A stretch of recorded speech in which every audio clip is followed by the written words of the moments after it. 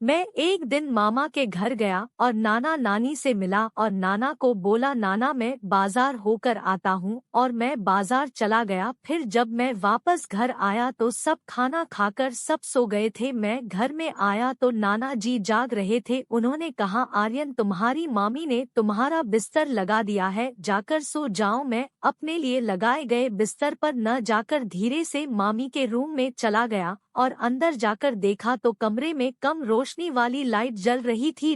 मामी सो रही थी। मैं मामी के बगल में जाकर लेट गया। मैंने मामी के कान में कहा यहाँ बुलाकर आ।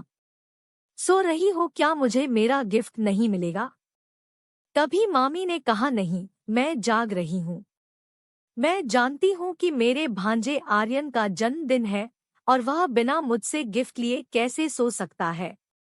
मैं धीरे धीरे मामी की साड़ी को हटाने लगा और उनके होठों पर अपने होंठ रखकर चूसने लगा। मामी कामुक सिसकारियां लेने लगी। उनके होठों को चूसने में इतना मजा आ रहा था कि क्या ही बताऊं। लग रहा था कि बस उनके होठों को काट ही लूं। कमरे का माहौल भी एकदम कामुक बना हुआ था। लाल रंग वाली छोटी लाइट जल रही थी और ऊपर से मामी की काली साड़ी में मानो वे कहर बरपा रही थी।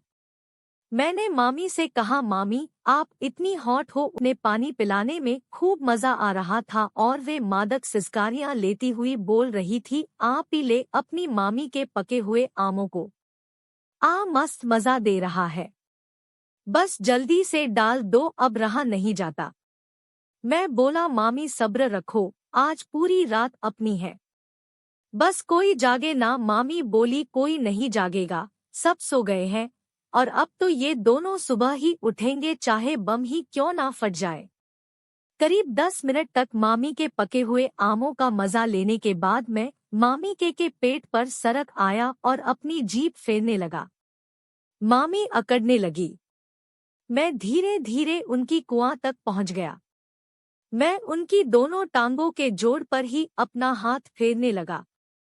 मामी अपनी कुआं की रगड़ाई से चिल्लाने लगी आर्यन प्लीज जल्दी से डाल दो, अब यह सुरसुरी सही नहीं जाती। मैंने अपना लाठी निकालकर उनके हाथ में दे दिया और कहा लो मामी आपके ताले की चाबी पकड़ो। अपने हाथ में लाठी लेने के बाद मामी उसे मसलने लगी और बोली अब ये जल्दी से मेरी कुआं में डाल दो, मुझसे अब और रहा नहीं जाता। मामी की ऐसी हालत देखकर मैंने भी देर ना करते हुए उनकी कुआं में पानी लगाया और लाठी को झटके से डाल दिया। इससे मामी चिल्ला उठीं और बोली आज रात भर करनी है ना, फिर अभी ही फाड़ देगा क्या? मैंने कहा मामी ये रफ्तार बहुत जरूरी है। मामी बोली डाल तो दिया है ना। अपनी मामी की गहराई कुआं में अपना लाठी अब क्या करेगा? मैंने मामी से कहा मामी मन करता है कि आपकी कुआं में लाठी डालकर ऐसे ही दिन बिता दूं। आपकी कुआं और इन पके हुए आमों को ऐसे ही चूसता रहूं। मामी कसमसाती हुई बोली जितना हो सके चूस ले और ले ले अपनी मामी की कुआं का मजा। मेरी तरफ से यही तेरा गिफ्ट है। हम दोनों धकाडाल में लग गए। करीब 30 मिनट करने के बाद मैं झड़ गया और अपनी मामी की संतरों को चूसने लगा। मामी अपनी संतरे के ऊपर जोर जोर से मेरा सर दबा रही थी। मैं मानो जन्नत में आ गया था। कुछ देर बाद मामी ने भी अपना रस मेरे लाठी पर छोड़ दिया क्योंकि मैं उनके ऊपर ही जाकर उनकी संतरों का रस पी रहा था। करीब 15 मिनट के बाद मामी फिर से जोश में आने लगी और बोली आर्यन अब मेरी बारी। तूने मेरी कुआं मारी है ना, अब देख मैं तेरे इस औजार को कैसे खड़ा करती हूँ। मामी ने यह कहा और मेरे लाठी को अपने मुंह में भरकर चूसने लगी।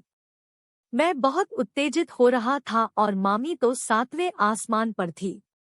कुछ देर के बाद लाठी फिर से तनकर खड़ा हो गया था। मामी ने कहा देखा भांजे तेरी मामी ने कैसे खड़ा कर दिया। मैं मामी आपकी तो ये संतरे, ये लचकती कमर और मोटी मटके को देखकर नाना जी जैसे बूढ़े का भी खड़ा हो जाए। फिर ये तो मेरा जवान लाठी है। वे मुस्कुराने लगी। मैंने कहा मामी अब मैं आपकी मटका मारना चाहता हूँ। मामी हाँ मार ले भांजे, आज ये तेरी मामी पूरी तरह से तुम्हें आनंद देगी। मैंने मामी को उल्टा होने को कहा और उसके बाद अपना लाठी उनकी मटके में झटके से डाल दिया। मामी कहरा कर बोली, कहीं भागी जा रही हूँ क्या? जरा आराम से डालना, इतनी तेजी से तो तेरे मामा भी नहीं डालते हैं। मैंने मामी से कहा, आप तो उनकी प्रॉपर्टी हो, वे जब चाहे तब इस्तेमाल कर सकते हैं, कैसे भी कर सकते हैं। मुझे वह सुख कहाँ है? मुझे रोज रोज ये घुड़सवारी करनी है। मामी हंसकर बोली, अच्छा तो फोड़ दे अपनी मामी की मटका, निकाल दे अपना सारा गर्मी, डाल दे मुझको और बुझा दे मेरी प्यास। मैं पिल पड़ा। ऐसे ही करीब 30 मिनट तक मैं अपनी मामी की मटका मारता रहा। फिर जब मेरा पानी निकलने वाला था तो मैंने मामी से कहा, अंदर ही छोड़ दूं? मामी ने कहा, हाँ, पर इसे अपनी मामी की कुआं में डाल दे। मैंने लाठी मटके से निकालकर उनकी कुआं में डाल दिया और झड़ गया।